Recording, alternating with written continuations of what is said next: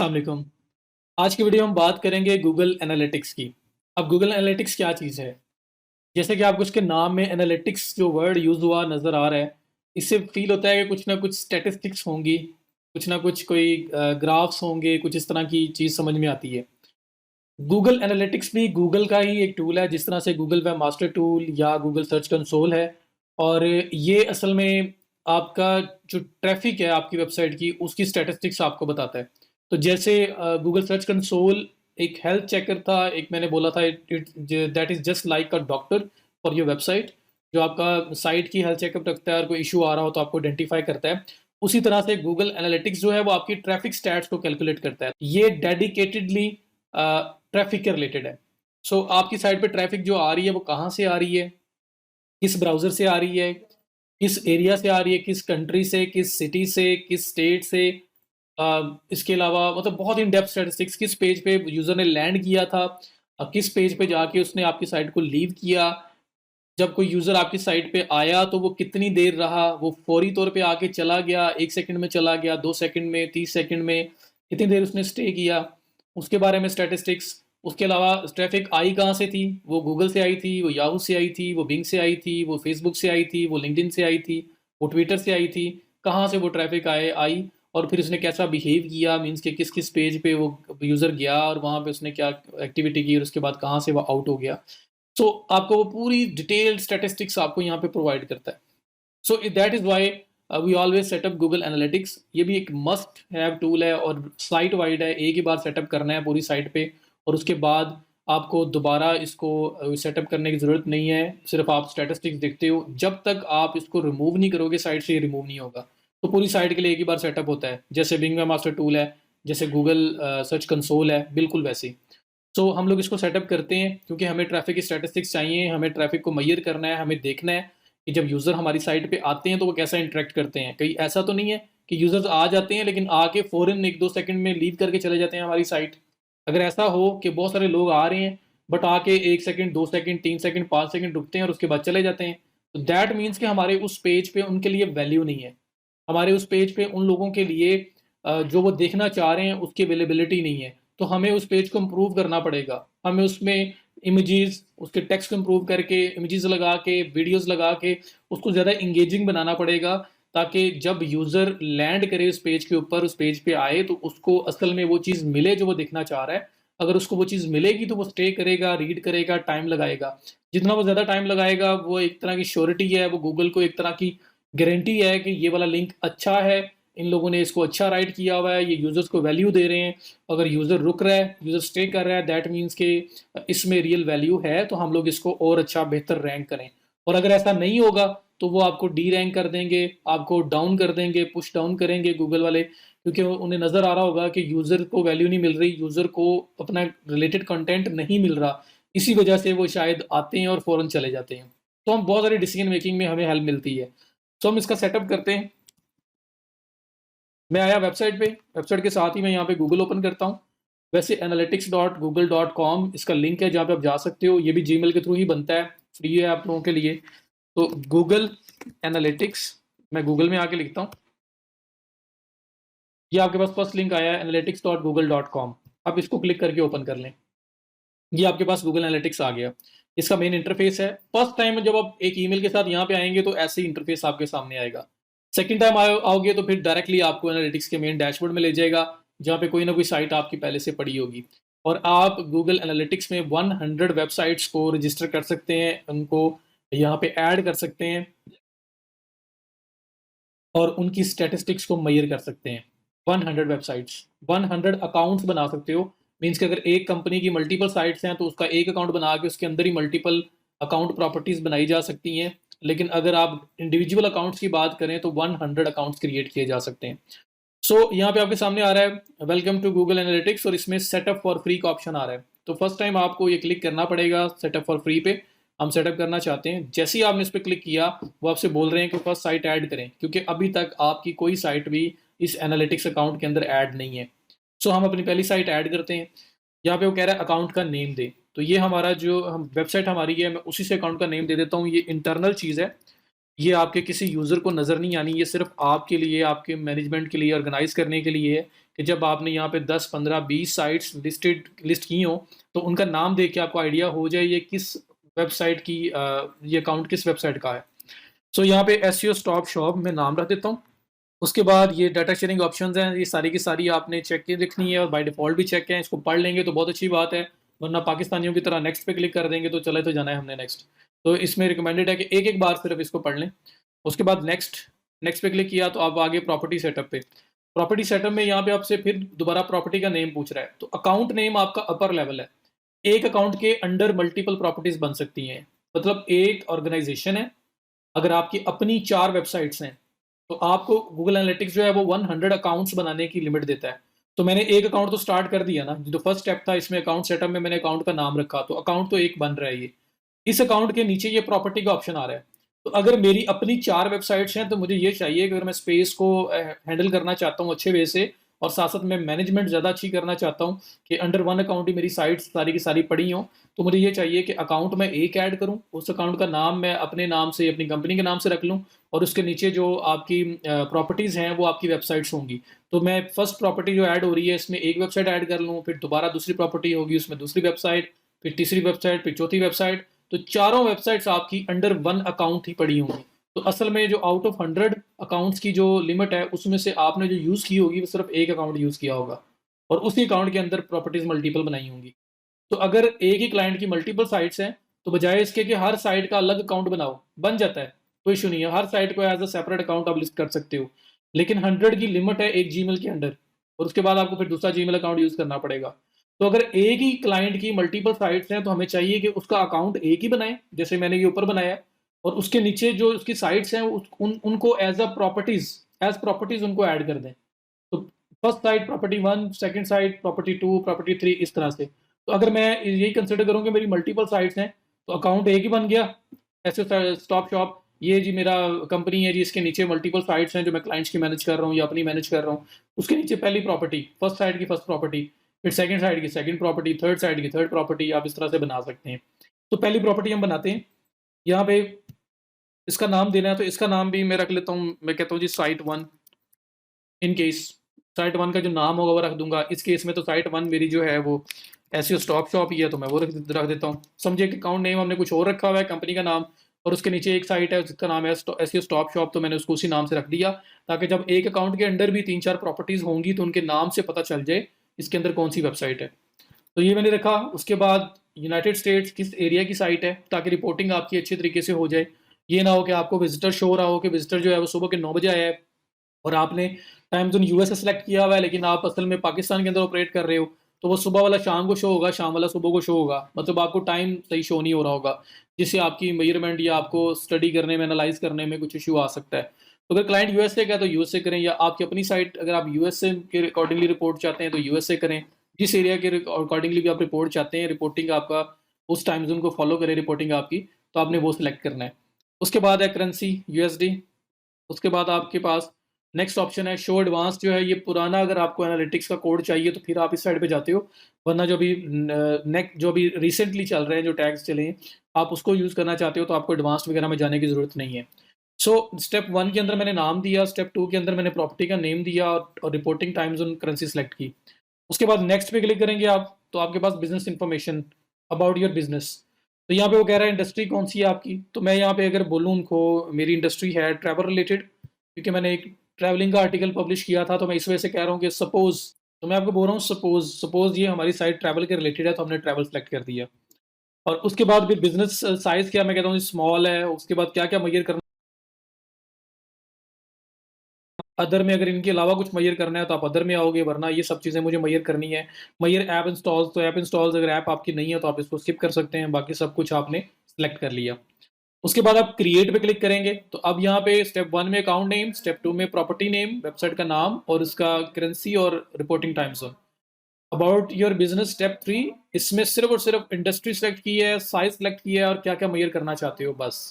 उसके बाद आप क्रिएट पे क्लिक कर देंगे, तो आपके ये 3 स्टेप्स हो गए।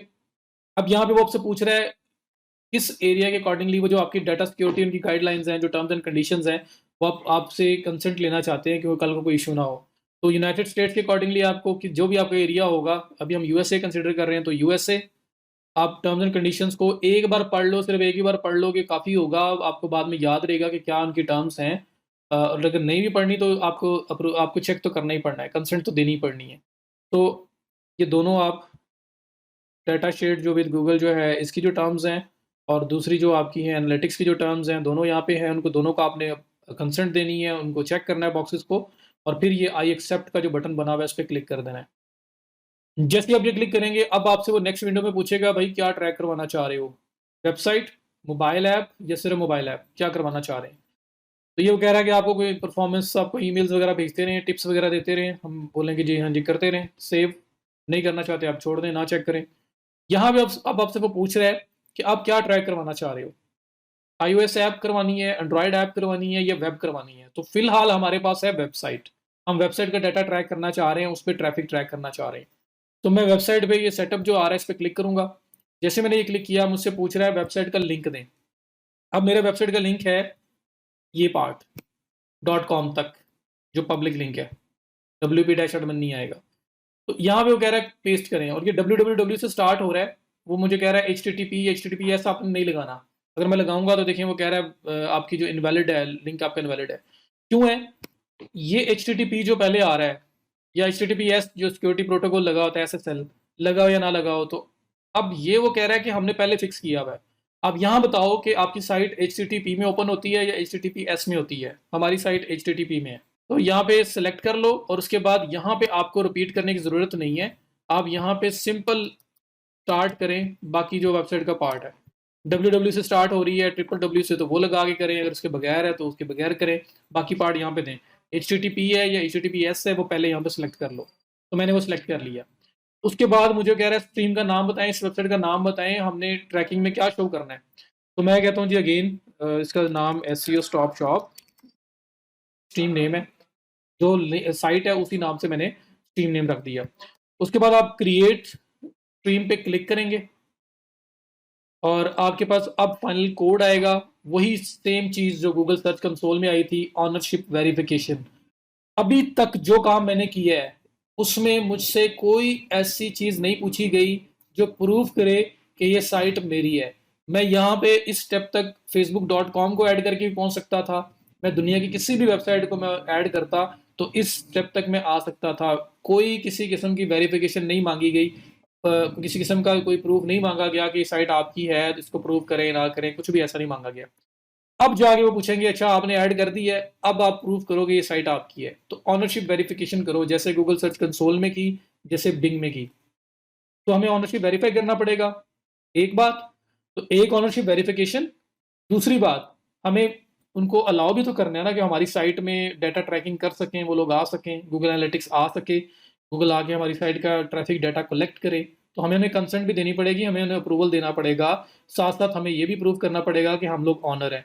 तो वो दोनों काम आपके कोड से हो जाएंगे। वो कोड क्या है, यहाँ पे अगर आप देखें ये मेजरमेंट आईडी लिखा हुआ है जो मेजर करेगा, और मैं थोड़ा सा नीचे अगर आऊँ, ये टैगिंग इंस्ट्रक्शंस लिखी हुई हैं, और इसके नीचे आपके पास ग्लोबल साइट टैग का ऑप्शन आ रहा है, ये कोड है आपके पास। तो आप क्या करेंगे, यहाँ से इस कोड को करेंगे कॉपी।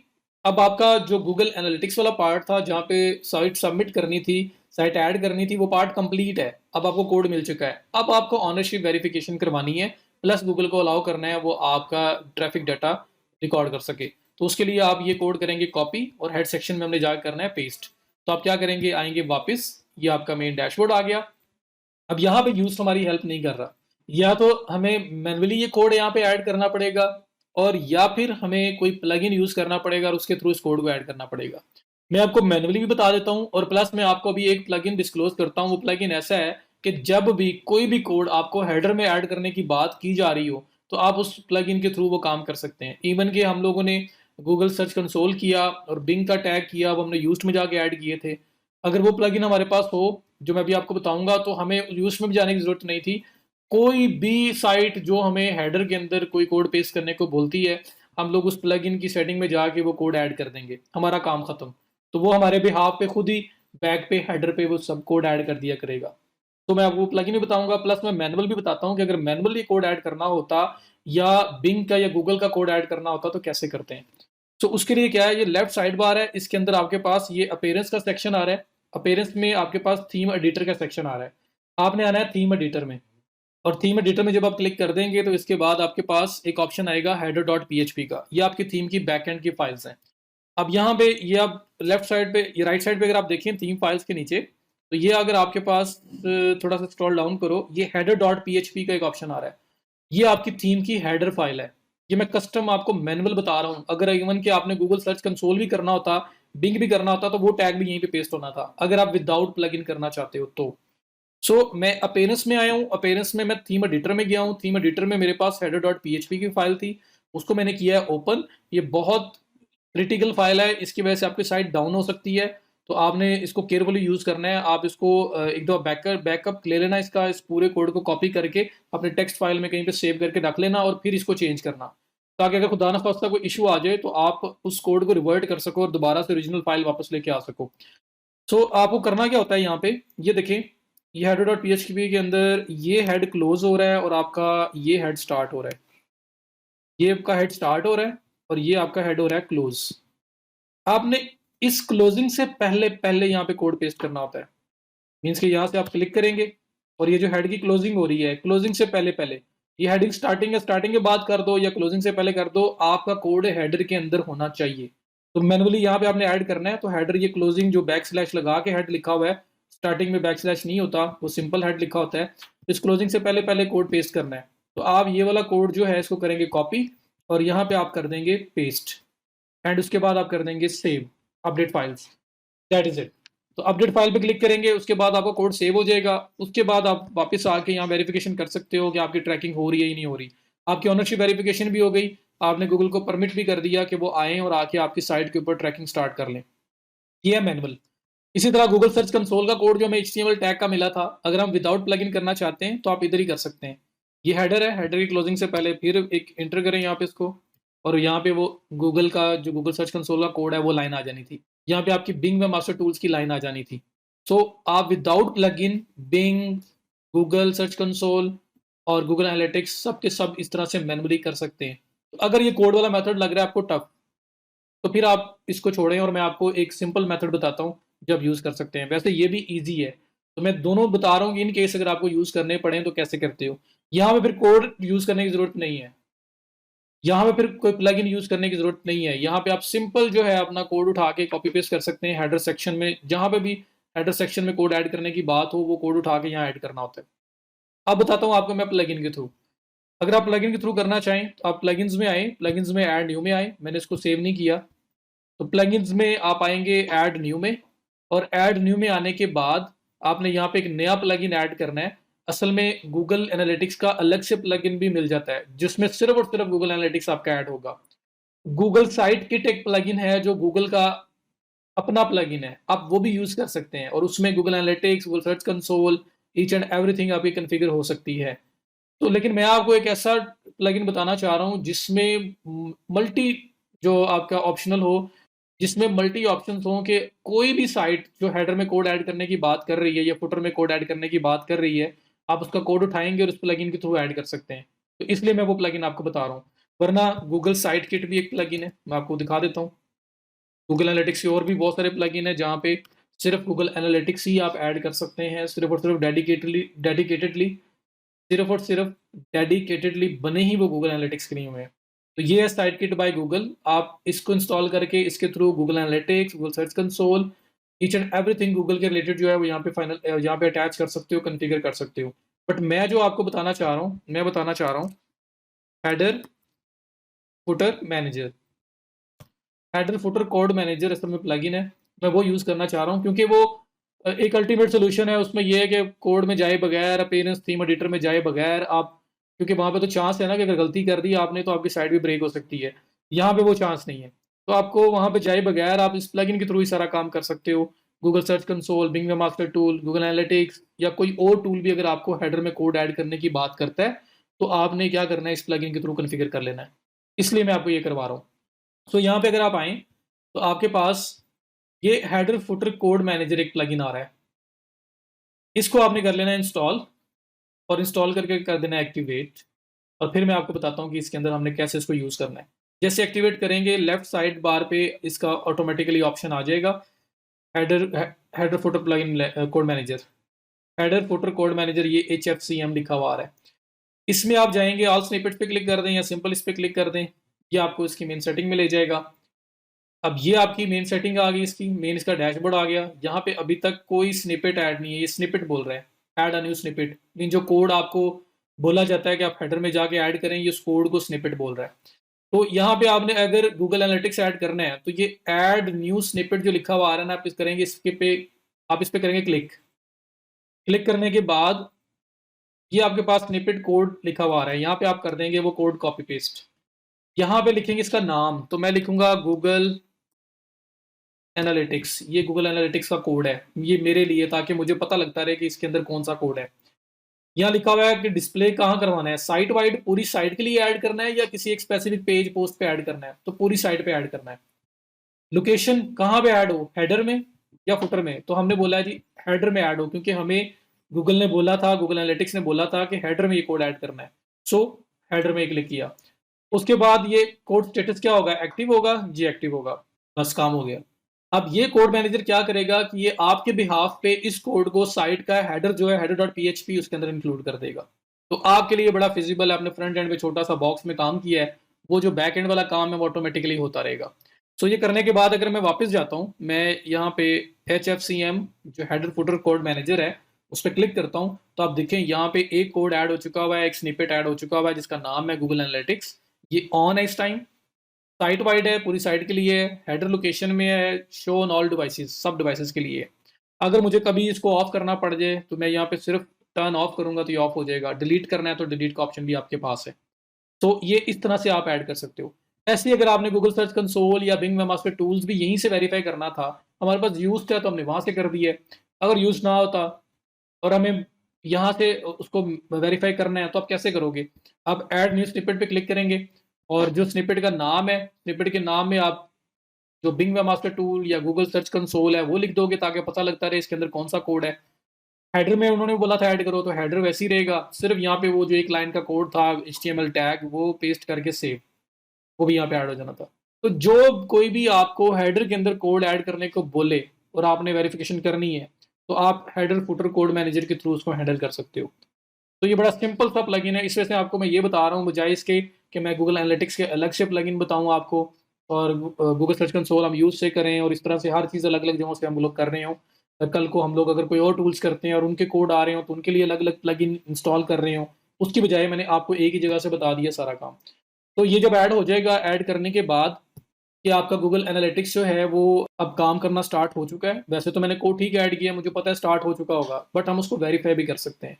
वो वेरीफाई कैसे करते होते हैं, वो आप साइट का ये जो रियल टाइम है ना व्यूज, ये जो आपको क्लॉक बना हुआ आ रहा है रियल टाइम, आप इस पे करेंगे क्लिक और यहाँ पे आप ट्रैकिंग करेंगे। यहाँ पे आपको पता चलेगा कि कुछ डाटा रिसीव हुआ या नहीं हुआ। वैसे तो यहाँ से भी आइडिया हो जाएगा, लेकिन मैं रियल टाइम में जा रहा हूँ। रियल टाइम होता है कि इस टाइम आपकी साइट पे कितने विजिटर्स हैं, ये आपको ये बताता है। सो ये देखें आपके पास ये वन यूज़र ट्रैक में आ रहा है, मैंने साइट ओपन की हुई है एक यूज़र ने, तो ये आपके पास वन यूज़र इन ट्रैकिंग आ रहा है। तो दैट इज़ इट, हमें पता चल गया कि हमारा जो ट्रैकिंग है हमारी वो प्रॉपरली एनेबल हो चुकी हुई है और यहाँ पे गूगल एनालिटिक्स उसको ट्रैक कर रहा है। तो ये आप फर्दर वेरीफाई करने के लिए कि जो काम आपने किया है वो अब इन प्लेस हो गया, प्रॉपरली एनेबल हो चुका है ट्रैकिंग के लिए गूगल एनालिटिक्स या नहीं, वो आप इसे कंफर्म कर सकते हैं। So that's all about Google analytics. और इसके बाद फिर आप यहाँ पे इसकी जो स्टैटिस्टिक्स हैं वो चेक कर सकते हैं, एक्विजिशन में कि ट्रैफिक कहाँ से आ रही है, उसके बारे में आप सारा डाटा ले सकते हैं। ट्रैफिक की जो एक्विजिशन है वो कितनी है आपके पास, कितने व्यूज़ आ रहे हैं, कितने विजिटर्स आ रहे हैं, कितने नए आ रहे हैं, कितने पुराने हैं, यूज़र्स, न्यू यूज़र्स, तो ये सब वो इन्फॉर्मेशन आपको बताएगा। उसके बाद user acquisition, traffic acquisition, engagement, तो आपके पास मल्टीपल फिर ऑप्शंस हैं जिसमें आप डाटा चेक कर सकते हो। तो फिलहाल इस साइट पे कोई डाटा है नहीं, इसलिए आपको यहाँ पे कुछ नज़र नहीं आएगा।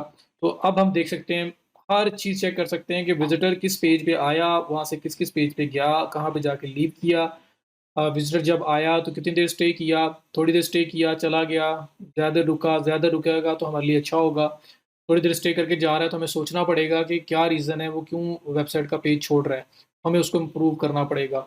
ये जो विजिटर आता है छोड़ के चला जाता है इसको बाउंस रेट कहते हैं, इसको लाइक यूज़र बाउंस बैक बहुत जल्दी हो रहा है, बॉल नहीं होती है, दीवार पे जितनी ज़ोर से मारोगे उतनी ज़ोर से वापस आती है। तो विज़िटर आया और हिट करके फ़ौरन वापस चला गया, जल्दी आया, जल्दी चला गया, तो वो आपके लिए अच्छा नहीं है। आपको बाउंस रेट कम करना है, कि विज़िटर आए और स्लोली थोड़ा स्टे करने के बाद वापस जाए। तो बाउंस रेट जो है वो जितना ज़्यादा होगा उतना बुरा होगा, जितना कम होगा उतना अच्छा होगा। विज़िटर को स्टे करना चाहिए। सो इसकी बेस पे फिर हम काफ़ी सारे डिसीजन मेकिंग कर सकते हैं कि हमें किस पेज पे काम करना है, क्या हमारे पास परफॉर्मेंस आ रही है, किन चीज़ों को इम्प्रूव करना चाहिए और क्या हमारी मेहनत की वजह से क्या कुछ हो पा रहा है। तो वो हर चीज़ की ट्रैकिंग और एनालिसिस यहाँ पे आपका पॉसिबल हो सकता है। तो आपने ये इस तरह से सेटअप करना है और उसके बाद अगर क्लाइंट को एक्सेस देनी है आपने, इन केस किसी के लिए काम कर रहे हो या किसी से एक्सेस लेनी है और उसको गाइड करना है कैसे एक्सेस देते हैं। जैसे आप एडमिन के ऑप्शन पे क्लिक करेंगे, शायद आपके पास मेरी पिक्चर की बैक साइड पे आ रहा हो, तो आपने यहाँ से एक्सेस देने के लिए आप क्या करेंगे, ये लेफ्ट साइड पर पे बिल्कुल बॉटम पे ये एडमिन जहाँ पे आ रहा है इस पे क्लिक करेंगे। इस एडमिन पे क्लिक करने के बाद आपके पास ऑप्शन आ रहा है, ये अकाउंट, ये प्रॉपर्टी। तो अगर आप किसी स्पेसिफिक प्रॉपर्टी की एक्सेस देना चाहते हैं, किसी स्पेसिफिक वेबसाइट की एक्सेस देना चाहते हैं, तो आप यहाँ पे जो भी प्रॉपर्टी है उसके नीचे ये प्रॉपर्टी यूज़र मैनेजमेंट जो ऑप्शन आ रहा है इस पे क्लिक करेंगे और क्लिक करने के बाद आपके पास ऑप्शन आएगा किसी भी पर्सन को ऐड करने का। तो प्लस पे क्लिक करेंगे, ऐड यूज़र्स, और यहाँ पे उस यूज़र का Gmail account, notify new users by email, उनको ईमेल चली जाए जब आप ऐड करें। परमिशन में लिमिटेड देनी है या फुल द राइट्स देने हैं, तो अगर कोई पर्सन ऑनर है और आपने उसको राइट्स देने हैं तो फिर ये फुल राइट्स देने हैं। और अगर वैसे किसी को राइट्स देना चाह रहे हैं एनालाइज़ करने के लिए या लिमिटेड राइट्स देना चाह रहे हैं, तो वो आपके पास ये ऑप्शंस अवेलेबल हैं। अगर किसी को सिर्फ एनालाइज़ करने के लिए देना है तो रीड एंड एनालाइज़ वाला जो है ऑप्शन वो मोर देन इनफ है। मैनेज यूज़र नहीं देना, मैनेज यूज़र में ये होगा कि वो पर्सन आपको भी रिमूव कर सकता है। ये आपका प्रॉपर्टी लेवल। और अगर आप चाहते हैं कि मुझे पूरे अकाउंट की एक्सेस देनी है, इस अकाउंट के अंदर जितनी भी वेबसाइट्स हैं, तो फिर आप यहाँ पे आके ये जो यूज़र मैनेजमेंट आ रहा है अकाउंट के नीचे, उसमें आके आप ऐड कर देंगे तो उसके पास पूरे अकाउंट की एक्सेस चली जाएगी। तो ये है किस तरह से आप किसी को एक्सेस दे सकते हैं या किसी ने अगर आपको एक्सेस देनी हो तो कैसे गाइड कर सकते हो। इसके बाद अगर आपने नई प्रॉपर्टी, नया एनालिटिक्स ऐड करना है तो वो भी यहीं से होता है। जब सेकंड साइट ऐड करनी होगी, यही एडमिन पे क्लिक करोगे और उसके बाद ये जो ऑप्शन आपके पास आ रही हैं, अगर नया अकाउंट ऐड करना है तो क्रिएट अकाउंट पे क्लिक करेंगे, एक नया अकाउंट ऐड हो जाएगा। और अगर आप इसी अकाउंट के अंदर ये जो ऐसे स्टॉप शॉप मेन अकाउंट है और किसी पर्सन की ज़्यादा वेबसाइट्स हैं, एक से ज़्यादा, तो जो उसकी सेकंड वेबसाइट ऐड करनी है उसको as create account, new account as add ना करो। हो सकती है, लेकिन वो फिर 4 वेबसाइट्स ऐड करोगे तो 4 अकाउंट्स यूज़ हो जाएँगे, 96 लेफ्ट होंगे। 100 मैक्सिमम अकाउंट्स ऐड हो सकते हैं।